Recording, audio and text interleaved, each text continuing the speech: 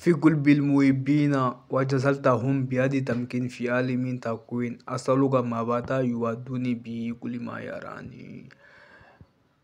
قال ربي اشرح لي صدري ويسر لي أمري واحلل عقدة من لساني يفقهوا قولي. Assalamu alaikum warahmatullahi ta'ala barakatuh. Nga folbi abono ye Bamada Sisile Guinoir kan YouTube sanfɛ an ka video bi bila YouTube de sanfɛ an y'a daminɛ yen ok donc an bɛ fɛ a ka video ni partager bɛɛ k'a sɔrɔ TikTok la Facebook la video réseaux sociaux bɛɛ sanfɛ voilà o de kɔni don donc sinon an ka recette daminɛ ni bɛ abonné bi abonné ka partager fan bɛɛ fɛ fɔlɔ donc i bɛ sɔrɔ ka video in kɛ ni bɛ fɛ ka baara dalu in baara fɛnɛ i b'a partager fan bɛɛ fɛ voilà donc il y a Wadudu pour attraper une femme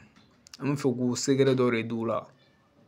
voilà donc i bɛ Wadudu de kalan siɲɛ 20 400 kan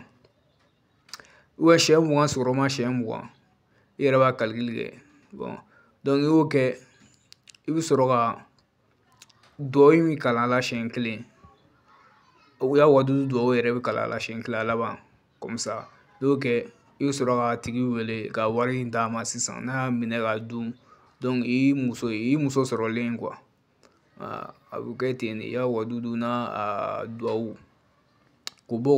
ka bɔ bi k'o d'a ma YouTube sanfɛ ani TikTok ninnu sanfɛ a ka partager fan bɛɛ lajɛlen fɛ a teriw n'a jɔɲɔgɔn k'a sɔrɔ a ka kalanden fitinin don Amadu Jalo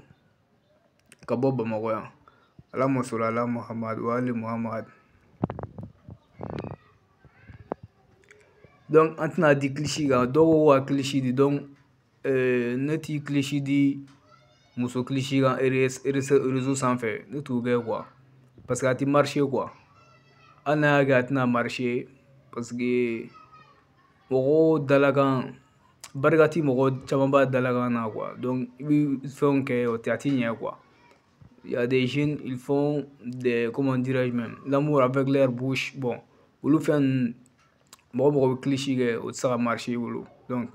Allahumma salli ala Muhammad wa ali Muhammad.